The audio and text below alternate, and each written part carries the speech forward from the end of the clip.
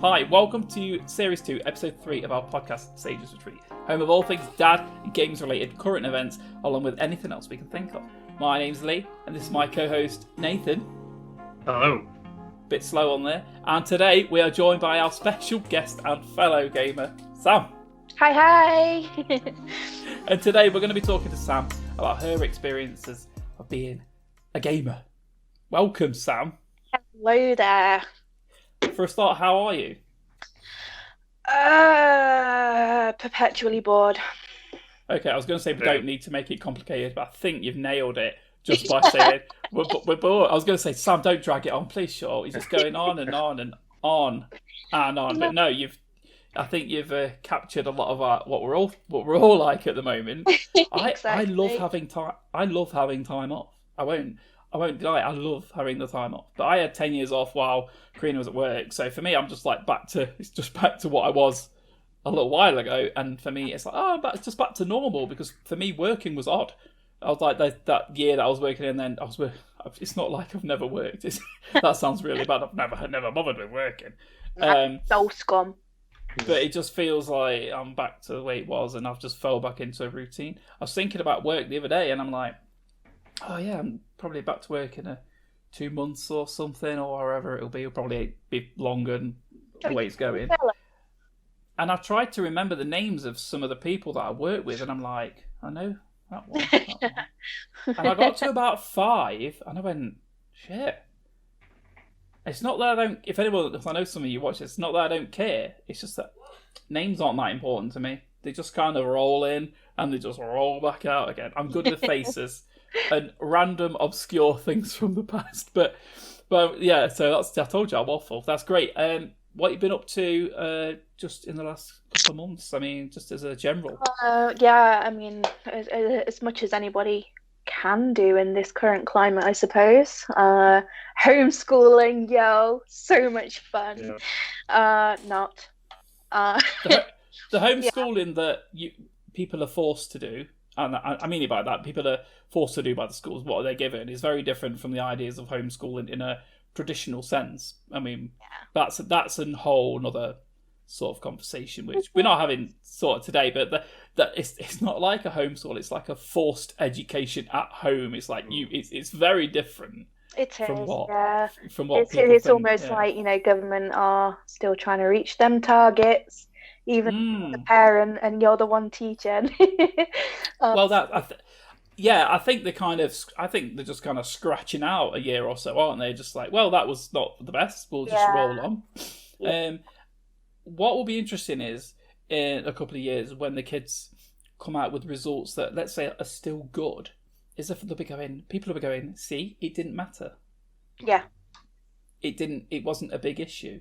Yeah. I mean, kids only tend to do well in subjects that they enjoy and that they're good at. Yeah. Just generally good at. Yeah, it's a little worrying on my side because my oldest, she's at GCSE level now.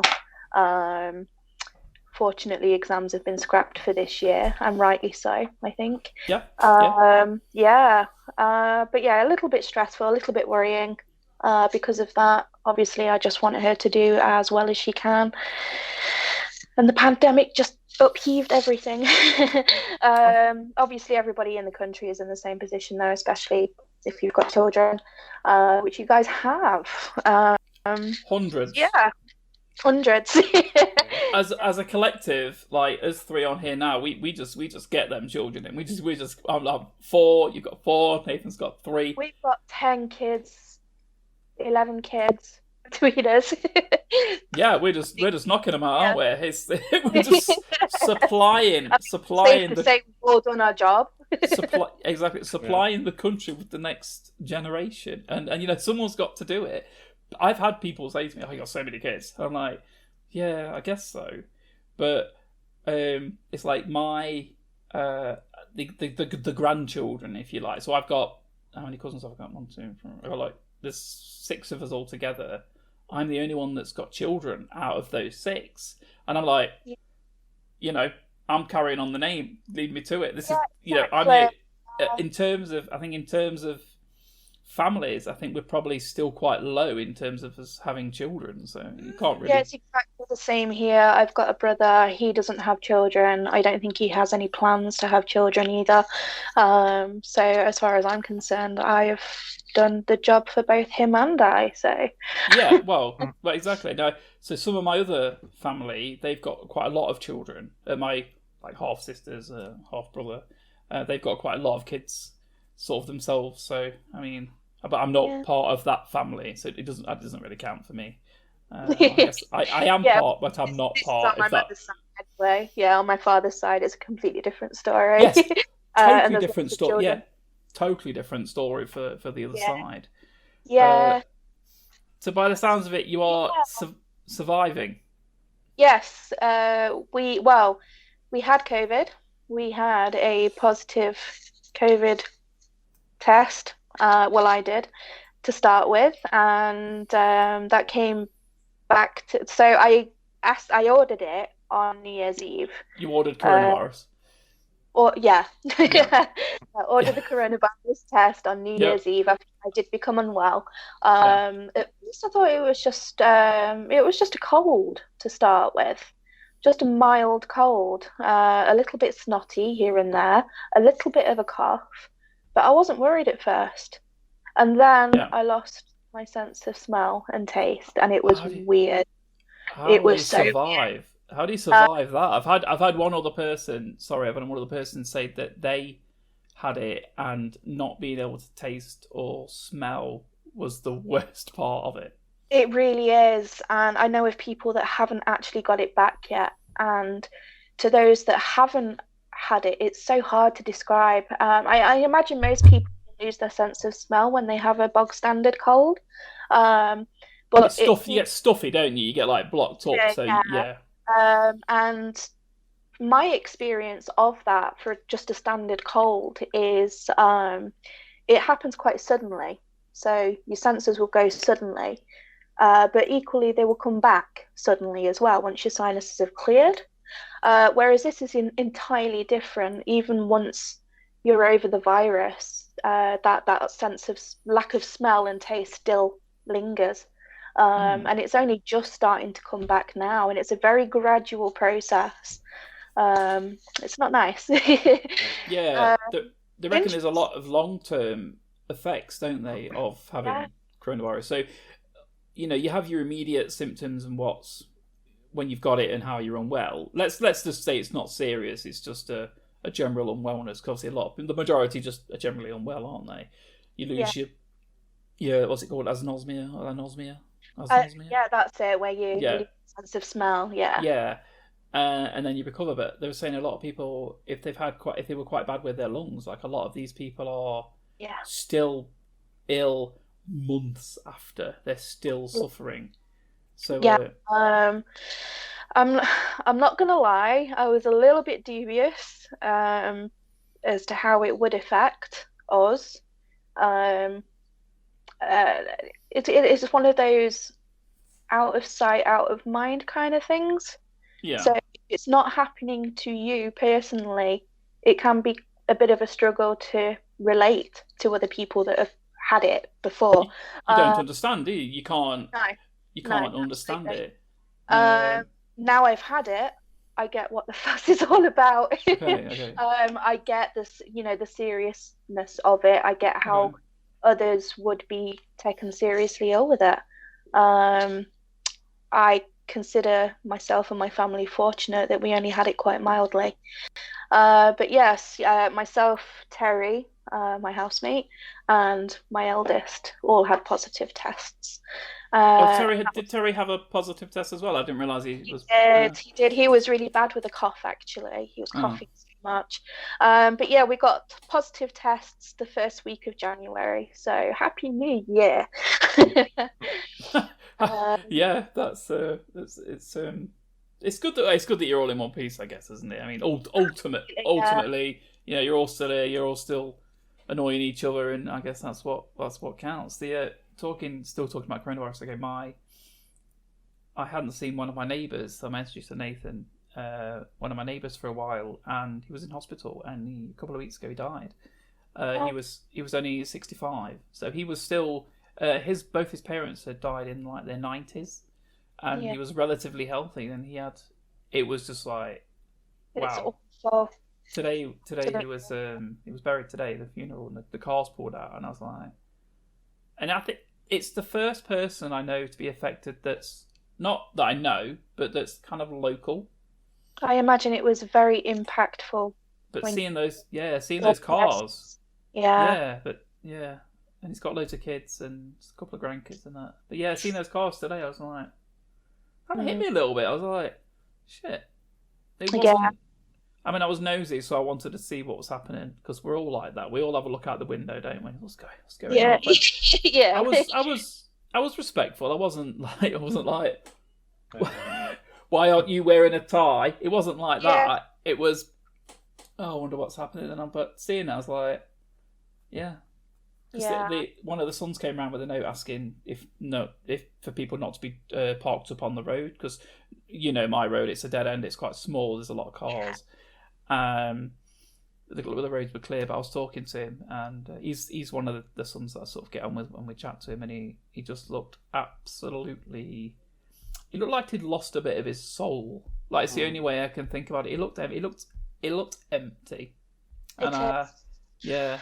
It does anger me how many within the population here in the UK anyway just ignore the rules. The rules suck. They really do. We all feel restricted, we all feel bored, we all feel depressed, but we have to endure it for a very good reason. The fact that it affects some people extremely bad. Yes. I mean, most of us will be fine, but Nathan has his own issues if he got it. I'm an asthma sufferer, recently diagnosed, and it could affect me quite bad. So it might not, but it could. That's the thing. It could, because it's a lung thing, isn't it? So, but yeah. Yeah, it's all the homeschooling, all the dodging the COVID, all getting the essential shopping. You didn't manage that one. I know, unfortunately, because essential shopping. Ugh. And all the gaming. Yeah. So. But yeah, we'll roll off from that pit of misery we've just been on about. And Nathan. Yeah, so might as well talk about some games then. What's your first memory of gaming? And as a little tag along, what made you a gamer? So it might be the same thing, it might be separate, but you tell us. What makes me a gamer is that I play games. No, I know, but there was an initial point when you played a game and you were like, "Yeah, I enjoy this. This is something I can keep doing, and it makes me feel good, and it's a form of entertainment and sort of leisure time that you wish to take part in." Because a lot of people play a game and be like, "Yeah, that was fun. Put it down."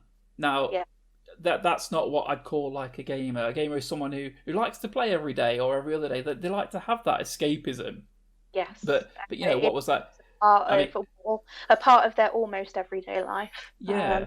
Actually, I think that is what makes me a gamer. The fact I do play a game every single day, a multitude of games as well. And I think I realised that from quite a young age too. So as I was mentioning before we started hitting record, I had a couple of early memories of games. So the earliest one was I was around about 7 or 8. We got a Mega Drive. That's what I'm saying. Yeah, that was my first console. And my first memory of the games I played was Sonic, obviously.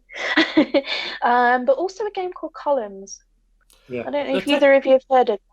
It's a Tetris rip-off, wasn't it? Yeah. It was a Tetris rip-off, but I actually preferred it to Tetris. Yeah.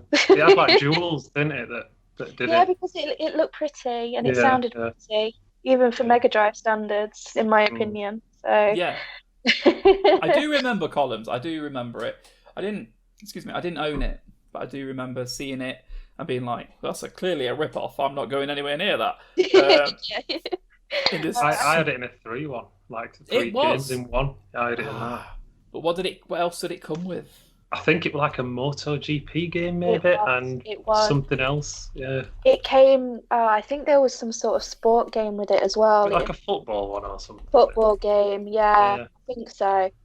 Yeah, which I don't like motorbike racing or football, so that's why I played No. Colin instead. Because Exactly. That's all I that was the took. best one.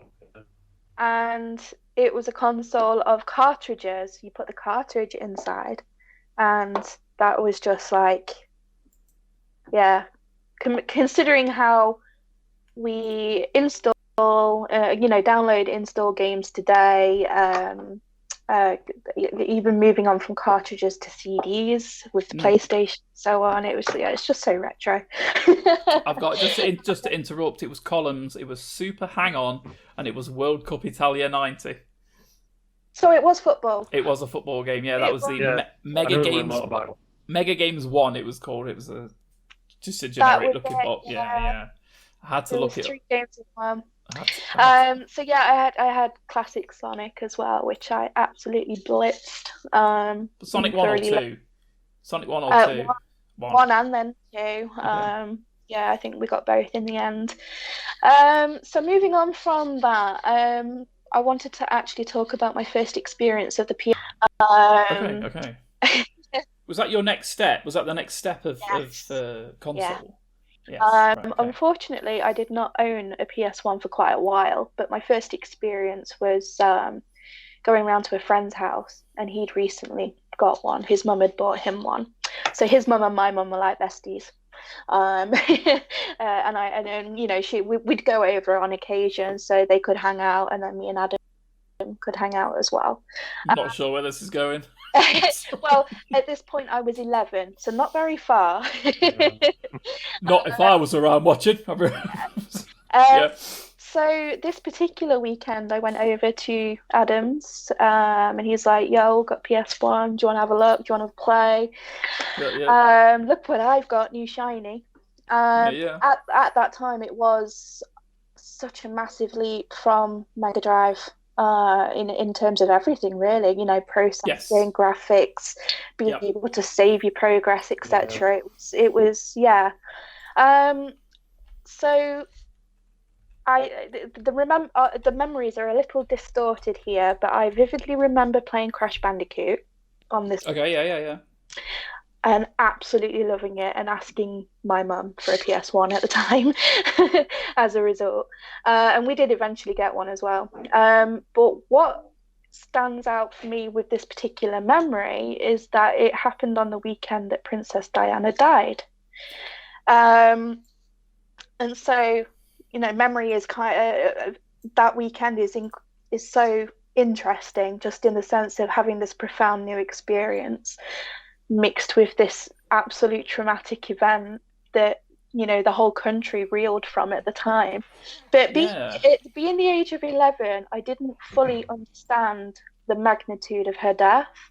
All I can remember is Adam and I waking up, I think it was like on a Sunday morning or something, and wanting to watch cartoons, and there just being nothing, no cartoons. It was all news of Princess Diana, understandably. And I remember going to wake my mum up and saying, the princess is dead, but can we plug the PS1 in, please? Just having no concept of how important a person she was at the time, really, and how devastating her death was.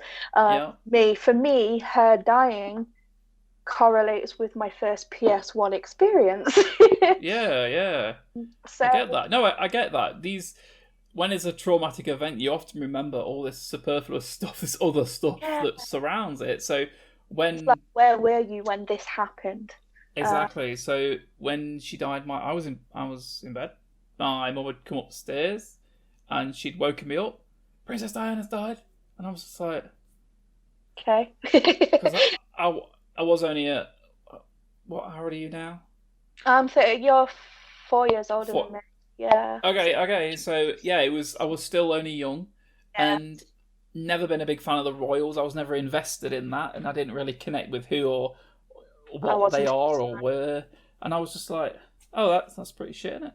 Yeah, I just kind of got on with my life, and it's only later on that I kind of fathom it a little bit more to how important she was Yeah. and how much she was loved and also hated by the royal family, of course. Who killed her? And then we fall down. Yeah. Yeah, exactly. You fall down a whole fucking conspiracy that's- rabbit hole.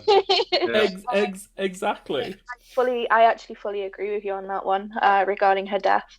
But yeah, it's just my memory of PS1 was, wow, this is amazing. However, the next day we couldn't play it because she died, and I'm like, oh. I'm so disappointed. Yeah. Obviously, at that point, my mum and her friend had woken up and they wanted to watch all of the news coverage. So it was like, oh, okay. What gets me the most is it was a single event. It was important, but how much news coverage can you possibly get? Oh God! Well, I'll tell you, weeks. Every channel. Yeah. And I swear, every year they must update a small hours documentary for each one, just in case they die, and they have it ready. And I'm pretty sure they actually do that as well. They have stuff prepped, because if the Queen was to die, I remember someone saying something. I know that they've got it all ready. Yeah, they've got is it like interviews, BBC? Documentaries. Yeah, whenever somebody dies, like a celebrity or someone of importance, the BBC, like within hours, have already got their whole written out obituary to show to everyone. It's already written. You already know it's been typed out, and I reckon there's someone with a button just like, she dead yet? And then can you just double check? She's like really old, right? And she been on a plane. Just check. Boof! It hit the big red button. Bam! Absolutely. I genuinely think that's what media happens. coverage these days is insane, and it was equally insane back in the day as well. During Diana's death. Yes. But yeah, that was my first couple of memories of gaming. And I think they're important. You remember them and you kind of cherish them, despite the morbid angle that it throws at you. Yeah, definitely. It obviously, her death didn't, take away my gaming experience and the enjoyment I got from it at the time. Just for a day or two. Yeah. Yeah. And after that, we did end up getting our own PS1 eventually, and then I was opened up to other games. So Spyro the Dragon. Of course, yes. When that was re-released, maybe 2 years ago, like a redo of it, wasn't it? Yeah. Yeah, I remember seeing that. All the grown men just like... Terry was probably one of them. Probably. It was more me than anything. I've not actually got the remake. It is on my wish list, I think, for Steam. As far as I'm aware, I think they did an okay job with it. I'm quite... Like they did with Crash Bandicoot, I think they really did that as well, brought that out. I think Karina bought it, actually. Yes, I think you're right, actually. Yeah. But yeah, two absolutely wonderful games. Especially if you were a kid, Yeah, Crash Bandicoot is amazing. Rolling off your memories of gaming. Yeah, we've noticed that you're actually a gamer girl. Now that shouldn't be a thing. Really? It shouldn't be. 100% it shouldn't be a thing, but unfortunately it is. It is. And I was curious to know how you feel being subject to this, what feels sometimes like it's been a male-dominated thing, but of course we know it isn't. We 100% know that it isn't, and that girls have always played computer games. Yeah. They've always enjoyed computer games, but for some reason, there's no gamer boy, but there's a gamer girl, and often we see a lot of negative things that happen because of this. Have you got any sort of thoughts on this? Yeah.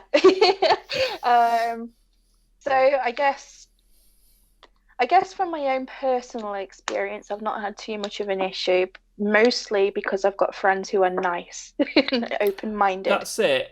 And also, if you grow up with other gamers and that, and you kind of progress with them, you're just Sam who plays games. Yes. Yeah, exactly. Irrespective of my gender. I believe there is obviously an issue of sexism within the industry, and I do believe it is still quite rife. As you say, there've always been gamer girls or girls who play games. Always, except now we're online. There's a difference, isn't there? the being online is the I do. is this. I'm going to shamefully admit, I believe my sex don't really help themselves sometimes, particularly if you are a streamer and a girl. Yeah, we've seen it. Yeah. I mean, they're there with a little tops on, and they're Yes, there are girls out there who they're fully aware that the industry is quite male dominated, and they use that to their full advantage. Because they know that, using Twitch as an example, let's say 90. Let's just, because I don't know what the demographics are, but we'll just say 90% maybe of the people that watch Twitch. We'll just say a male. I don't know what it is. It could be a lot smaller than that. Yeah. It could be like, and then, you know, these female streamers, they know this. So they're going to go like, yeah, I'm going to stream Warzone or Fortnite or some other popular game that's come out. And I'm going to have my fluffy pink gamer chair. Yeah. I've got my sparkly lights in the background, and I've probably got somewhere a teddy bear, and then you're going to give me all your money, and I'm going to be like, oh, thank you, Trevor. No, you know? the focal point in that scene you are describing are the breasts. Yeah. You know, they have a very low cut top. They show as much as they can, and it makes my skin crawl. It really makes my skin crawl, because I will say there's a lot of I've seen a few female Twitch streamers who aren't like that.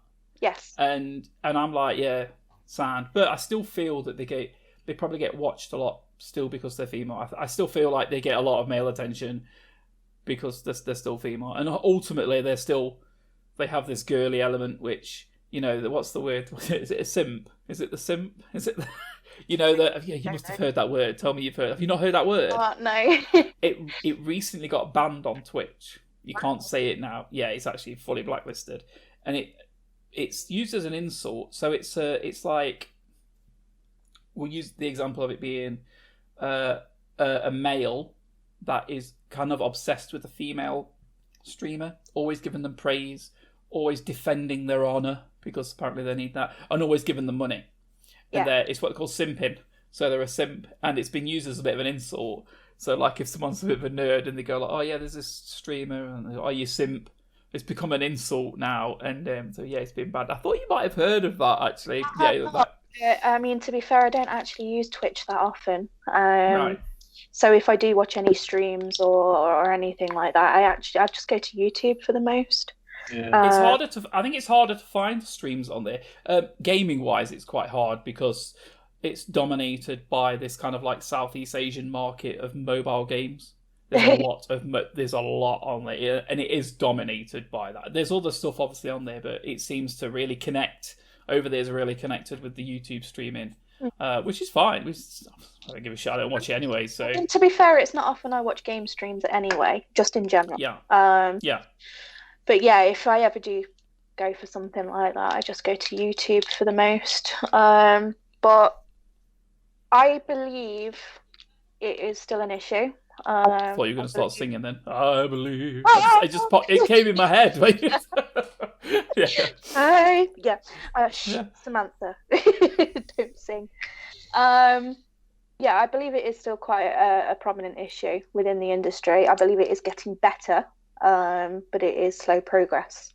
It's really toxic. It's a very toxic environment indeed. And as I was saying earlier, I don't think my sex help themselves sometimes. But also, it's also completely undermining you guys, you males. You know, you're all about the tits, and that's it, really.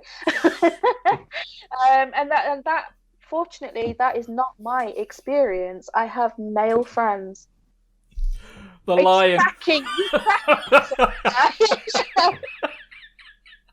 No, I'm sorry. I'm only messing about.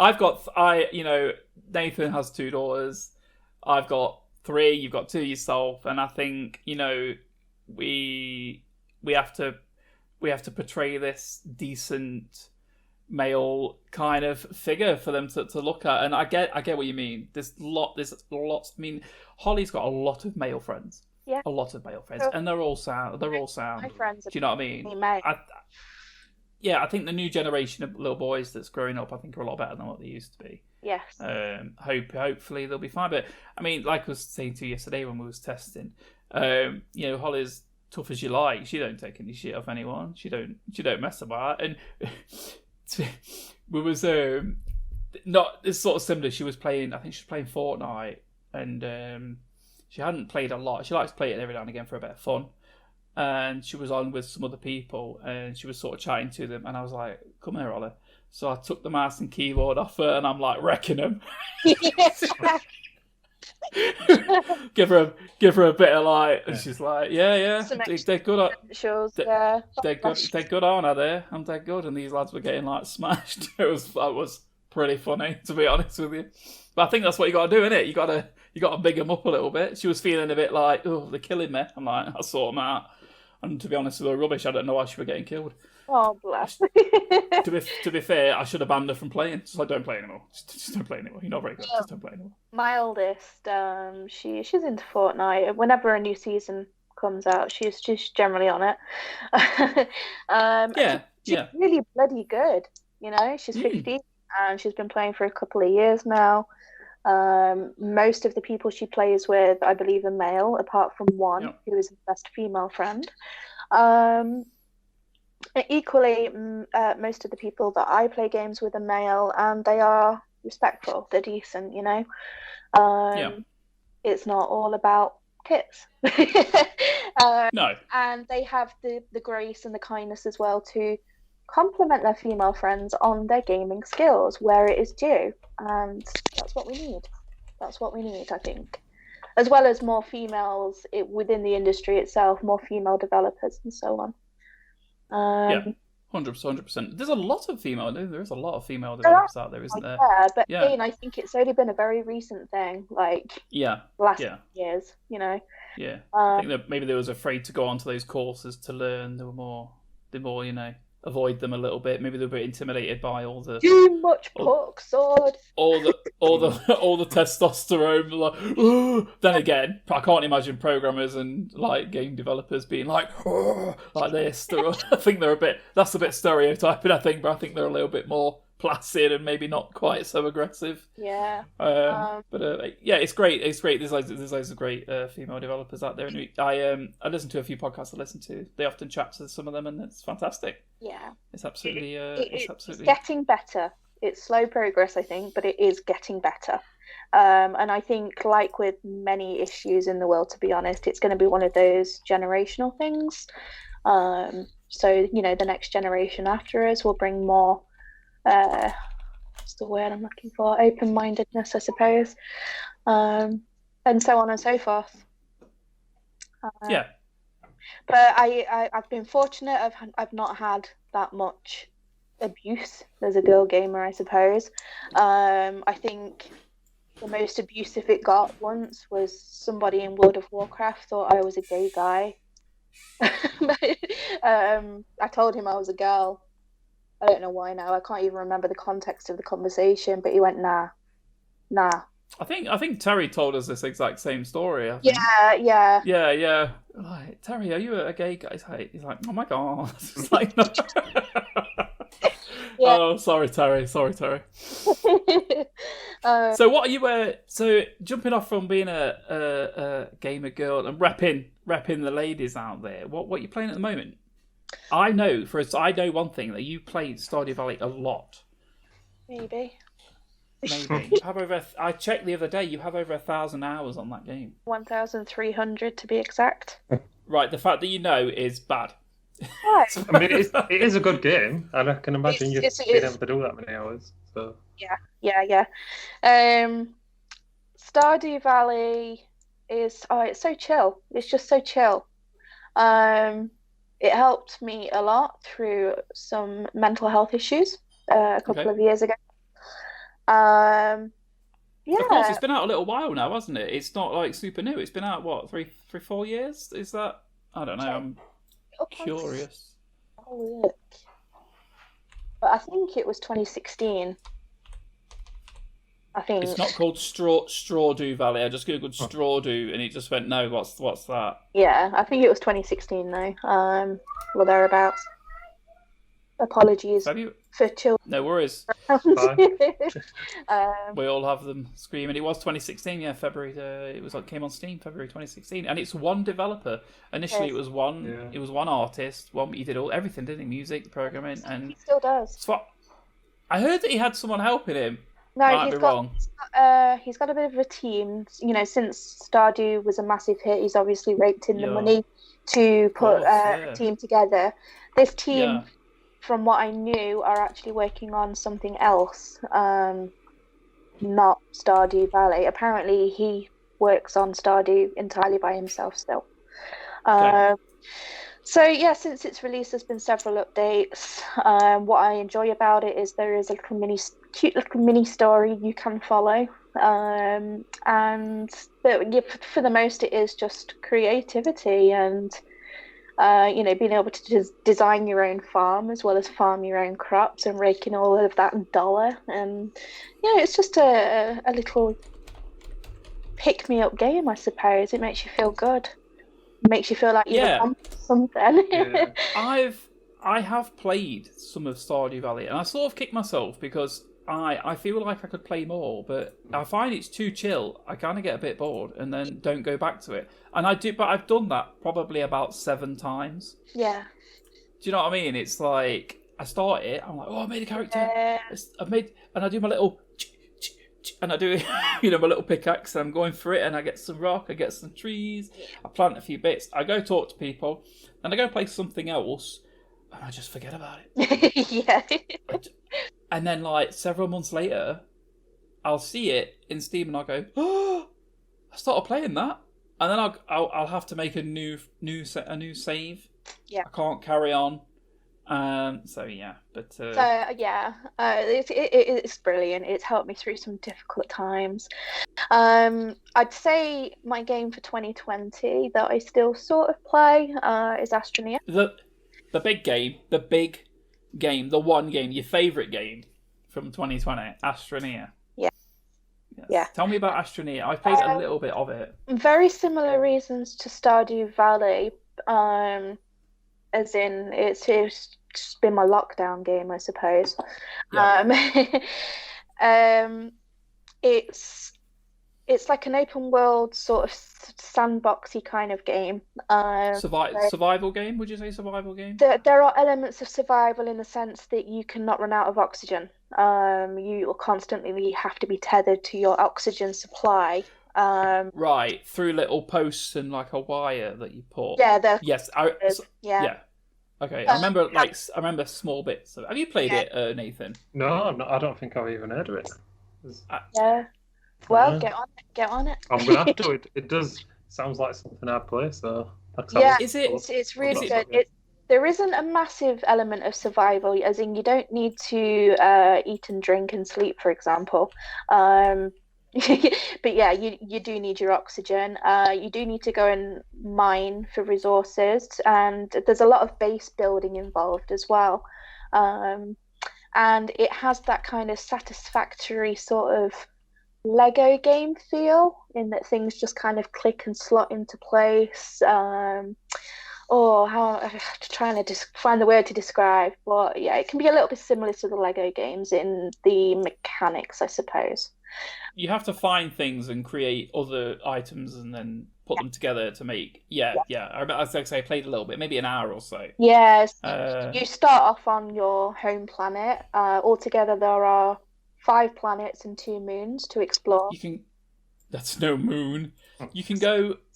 You can go to different. I thought you was only on one planet. I didn't realise you could go to other. You just massively expanded my Astroneer knowledge. I thought you were stuck on the one.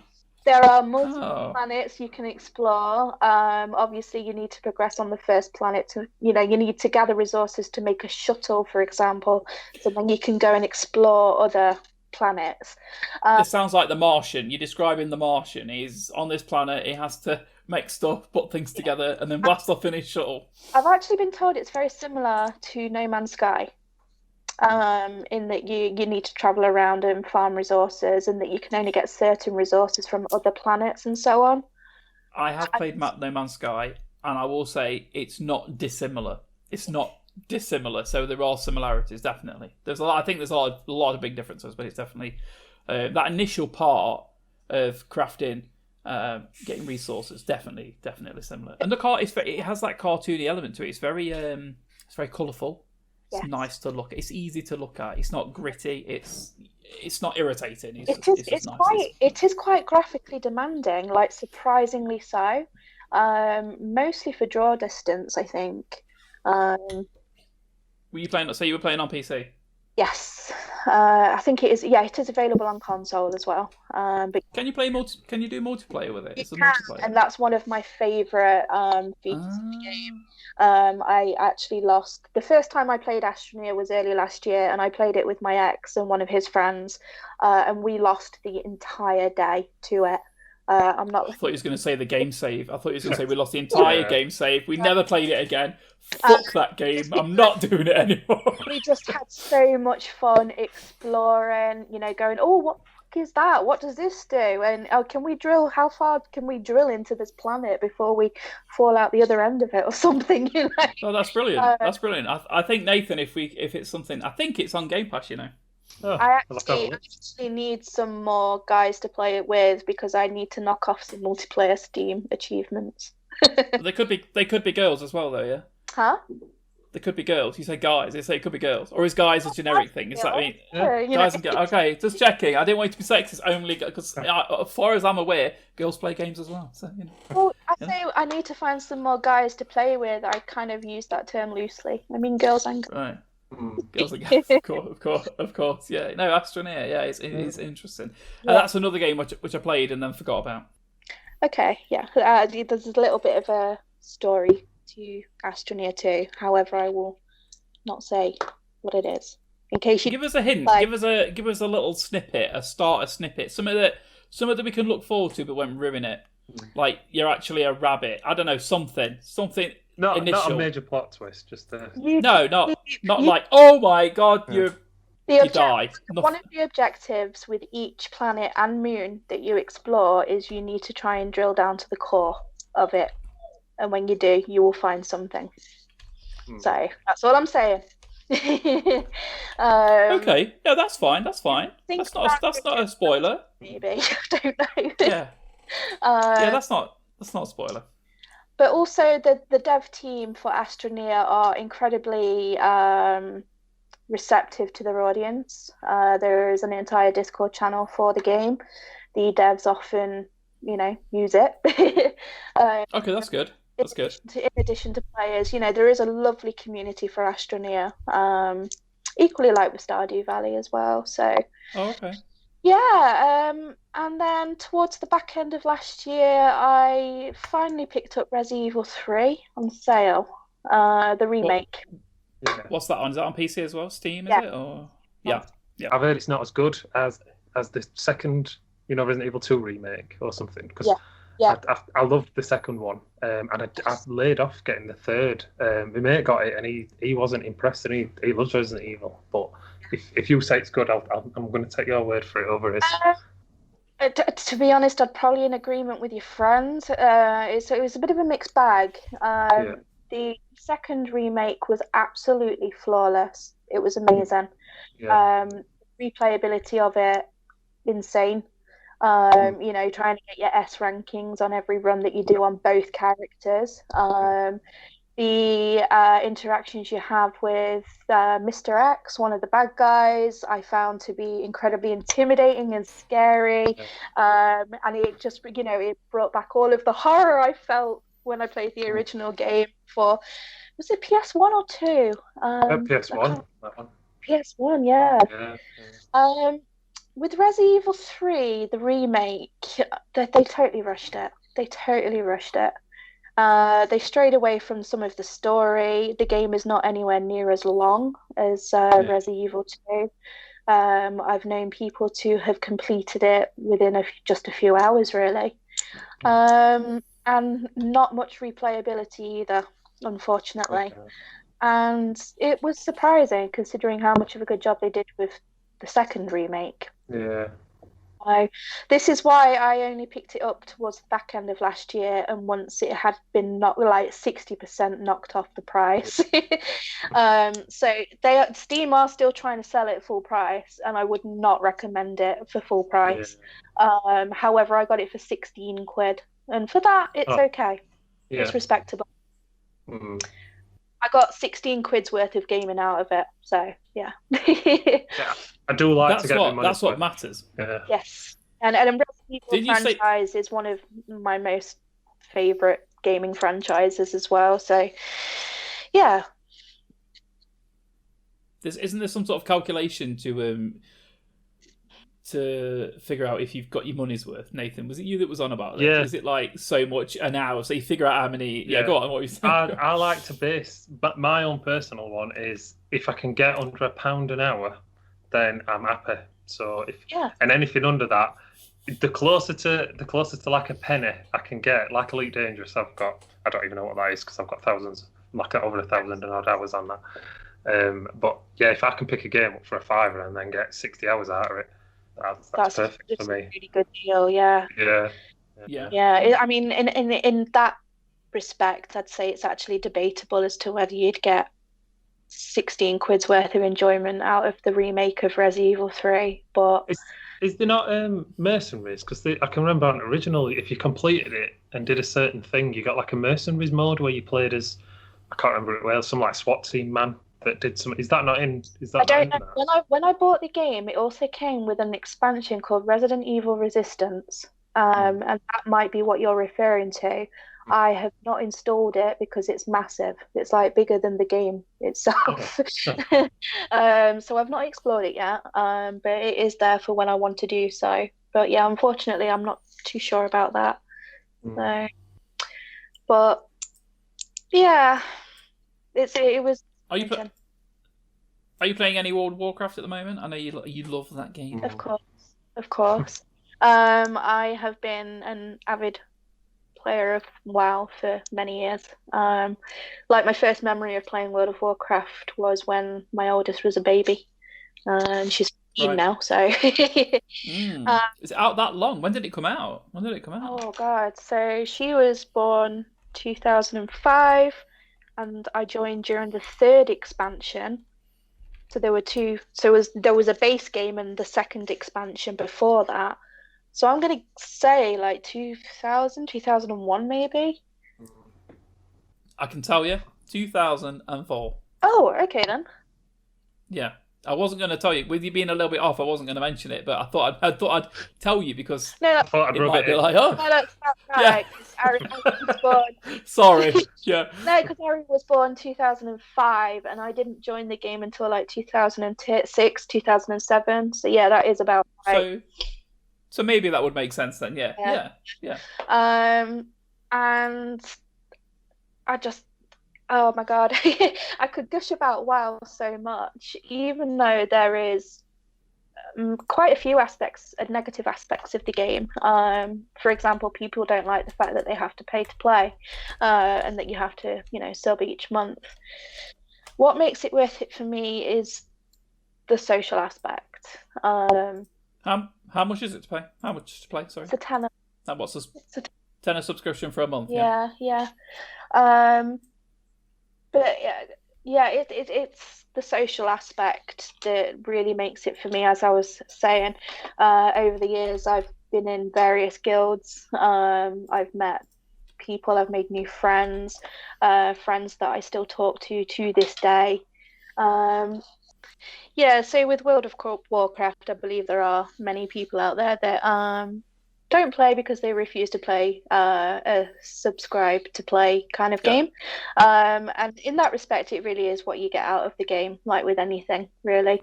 For me, the social aspect and the fact that the game is absolutely huge. Yes. And I don't think you can actually complete it. That makes it worth it. Are all the expansions still relevant? The ones that came out years ago. Can you still revisit? They're relevant. They are relevant to the story, to the lore of World of Warcraft. Okay. As of the very recent expansion that came out in November 2020, No, not so much. You can actually play the game now without exploring all of the expansions if you choose to do that. Okay.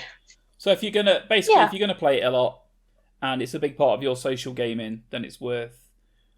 And yeah, for me, it's totally worth it. I've made so many good friends over the years. That's it. I mean, you can go out in one night and spend a tenner on like 2 pints nowadays, can't you? But you can spend it for a month of Warcraft and get yourself a coffee and just, or in your case, probably a bottle of red wine and just carry on going. Yeah.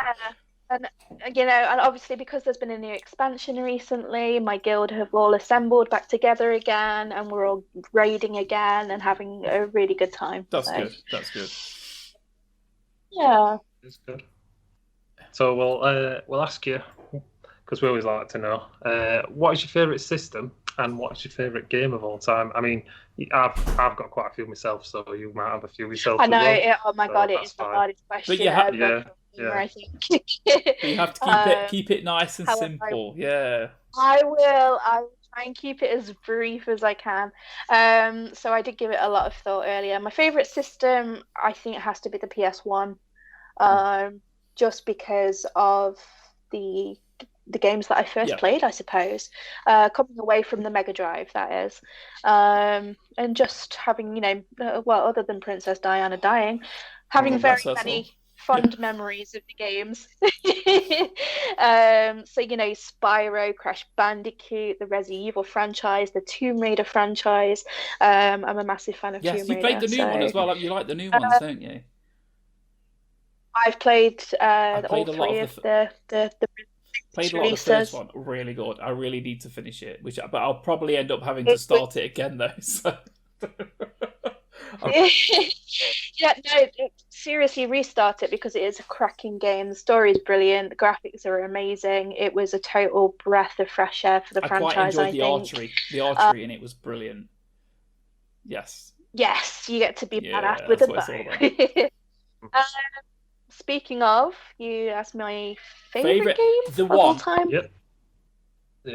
You can have two. You can have one, but then another one can sneak in a little bit if you like. All right. So we'll go with WoW for ultimate game. Bang, World of Warcraft. But that doesn't count because me and Nathan don't like it. What's next? Last of Us. Oh, right, The Last of Us. Yeah. You broke up just slightly, but I sort of read your lips. Yeah, The Last of Us. Not played it. I got. Why? I don't want a PlayStation. No, that's fair enough. In that respect, I think console exclusives suck. However, that game is beautiful. Everything about it, from the story to the graphics to the characters to the replayability. Yeah, absolutely. It's probably the last game I played where I was just hooked. And not just myself, but Terry as well. Like, we'd wake up in the morning, we'd get kids ready for school, we'd ship them off to school, and then it would be, let's go home and play a chapter. One of them would be like, I don't feel very well. You're going to school. I'm going to computer when you. Yeah. Exactly. I have yet to play The Last of Us Part 2. However, I do know the story. And I believe Terry told me he read a comment about it where someone said it's not the game I wanted, but it was the game I needed. I want Sonic 5 to be really it's not that game, is it? I think just in terms of the story and how it continued from the first game. So I think many fans wanted butterflies and rainbows for the characters involved. And that is entirely not what happens. Also, that's not life, is it? That's not how it goes. It's not. It is not. But I think it's also been one of the more prominent games to focus on LGBT. Okay. One of the central characters is within the she's scene. gay, isn't she? Whatever her name is. What's her name in it? Yeah. I knew it was that, Ellie. But I didn't want to say it in case I was wrong. So it's Ellie, and from the first game actually that she's at least buy, because she shares a kiss with a girl, I saw, and she's still young yeah, at that yeah. I point saw a as screenshot, well. I think, for the second one, and I knew she was gay because she had like loads of tattoos on her arms, and I was like, she's gay. That's immediately what I thought. When they're playing on it, they're just pushing it out that she's gay. But yeah, no, jokes aside, yeah, I already knew that she was gay. Yeah. But as you're aware, we recently won a PS5. I know. We hate Terry. Congratulations. Terry, I would have sold it. I'm going to be straight with you. I would have, because these scalpers, I would have been like, you know what? I'm selling it. I'm just personally, if I'd have won it, I think I would have sold it. Just so I can just buy a new like PC. okay, yeah. Which would be perfectly acceptable and valid. However, they are expensive. You guys play a lot of PlayStation, so winning it for you guys, it was good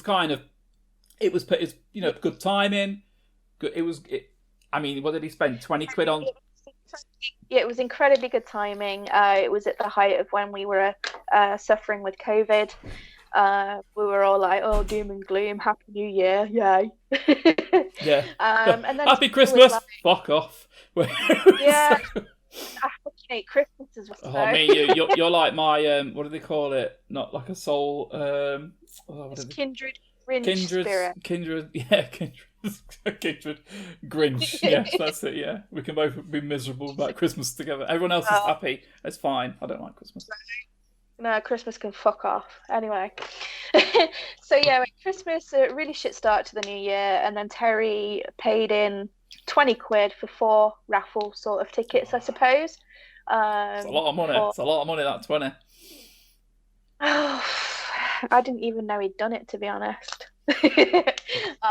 However, I'm obviously not complaining because he won. I would have still moaned, I think. I would have still been like, what are you doing? That's our dinner. That's our dinner tomorrow.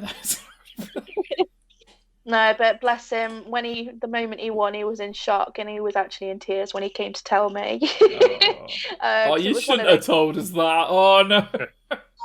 It was one of those where we'd never win anything, and we're always seeming to be down on our luck, and it was just like, fuck yeah, PS5. Yeah. So I'm probably going to end up playing The Last of Us Part 2 on that sweet thing. Yeah, and it should play really well. It might even look a bit nicer.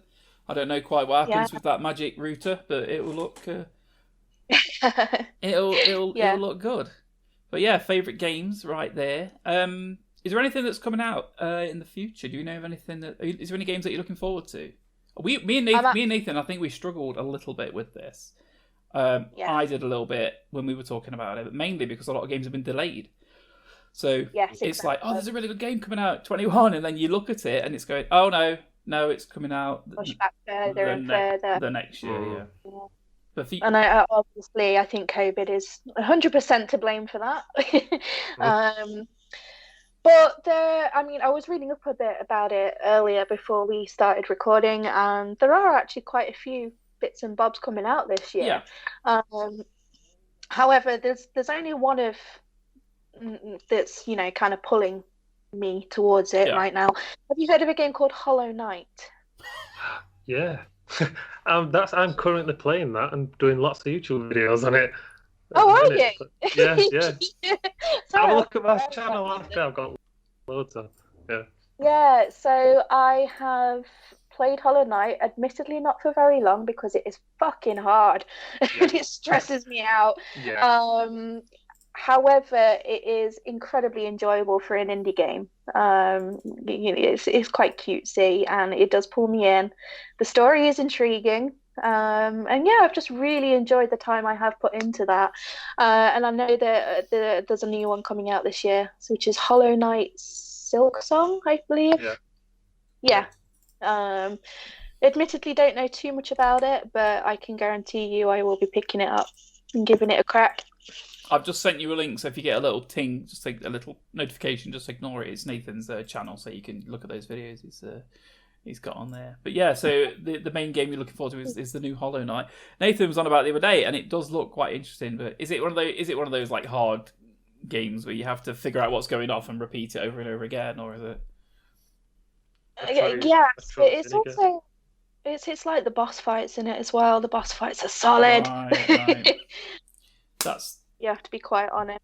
But you're a big Dark Souls fan, aren't you, Nathan? So I think that's why you love. Yeah, I love a punishing game. Love a punishing game.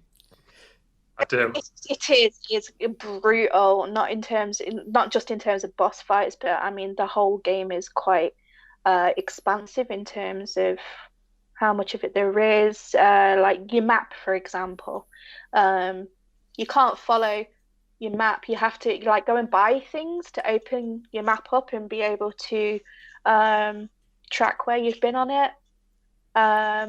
You get what I'm on about, Nathan, I think. Yeah.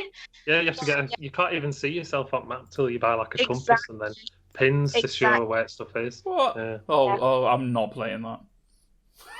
It adds a little extra layer to it. It's really good because you get scared walking in a new area where you don't have a map, you don't know what's going on, and everything kills you. Yeah. But it's good. It adds an element of interest, but also just makes it that little bit harder as well. And it's also with regards to save points. It doesn't auto save. You have to go and find save points and kind of almost like collect them. So yeah. I hate everything you've just said about that game.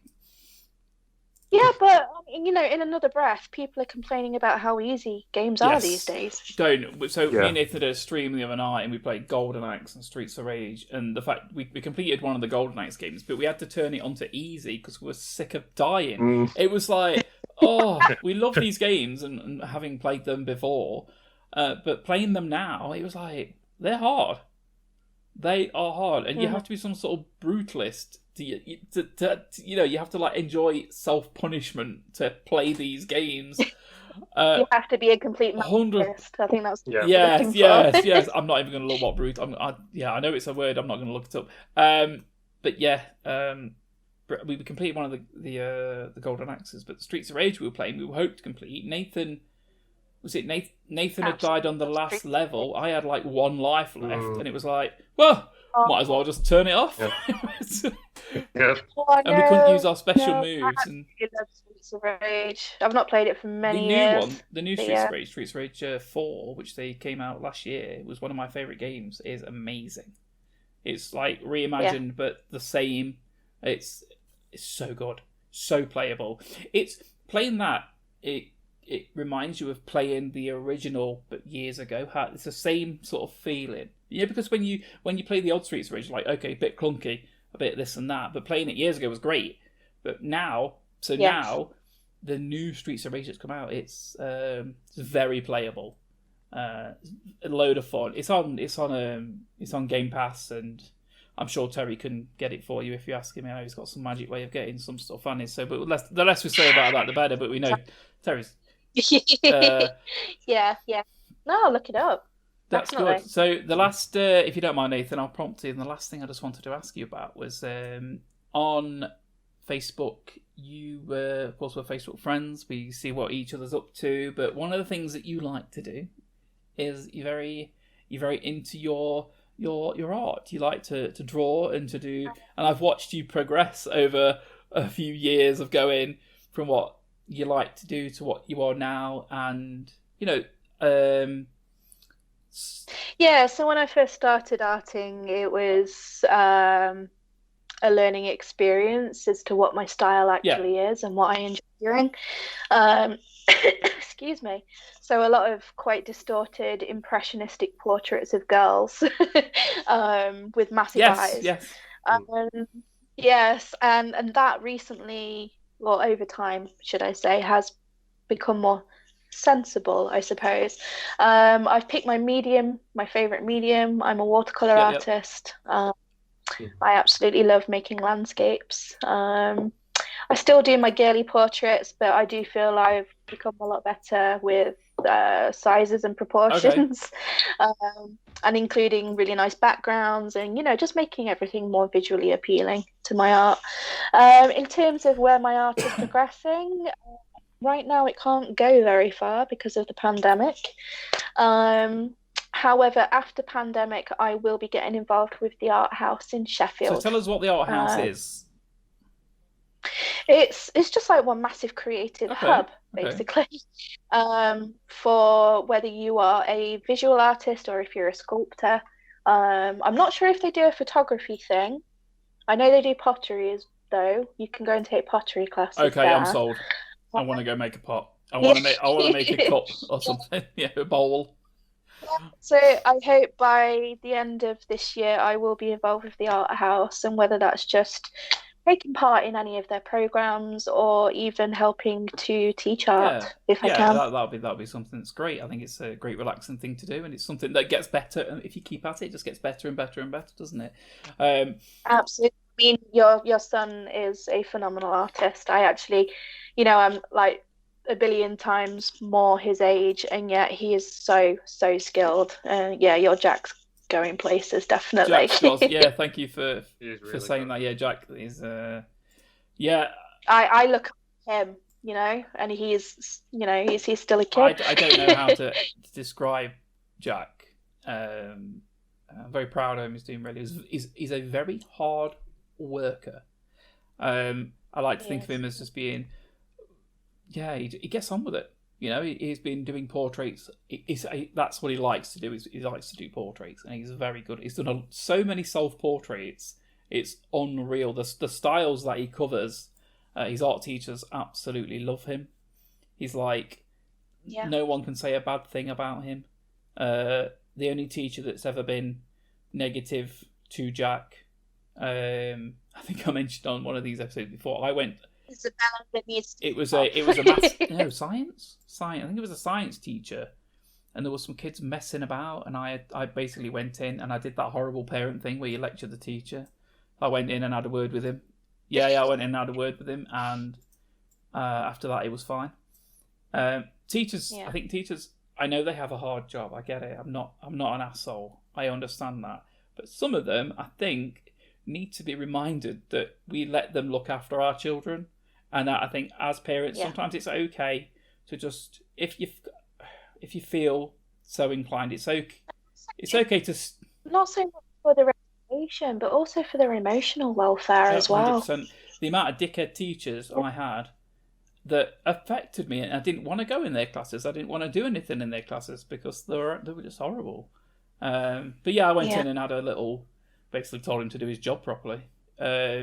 Just to round it off into a very short thing, it was like, what you're doing isn't good enough. I'm going to speak to Jack in a few months and we'll see how you're going. And it sounds horrible. When I hear myself say it, I'm going, God, you're an asshole. But I was just letting him know that he has a responsibility and, he needs to get on with it. And as far as how Jack got back to me on it, it all improved. Everything was loads better. So maybe that's all he needed. Because he seemed like a nice enough guy. Just I don't know, maybe a bit of a dipshit. Like, just maybe children weren't necessarily the things. Teaching children maybe wasn't what he should be doing because he can't cope with that. What he wanted to be doing. Yeah, but Jack's doing well. He's been offered, I mentioned this to you yesterday, he's been offered now 4 places. 4 universities have offered him to do fine art. And he's waiting for his 5th. He's just waiting for Edinburgh to get back to him, but he hasn't sent his stuff off yet. So obviously he has to send it back to but he can't respond to any of them until he gets all of his applications back, whether they're accepting or not, and then he'll make a decision where. As I was saying to you yesterday, I mean, doing the arts in an academic environment can be entirely different if.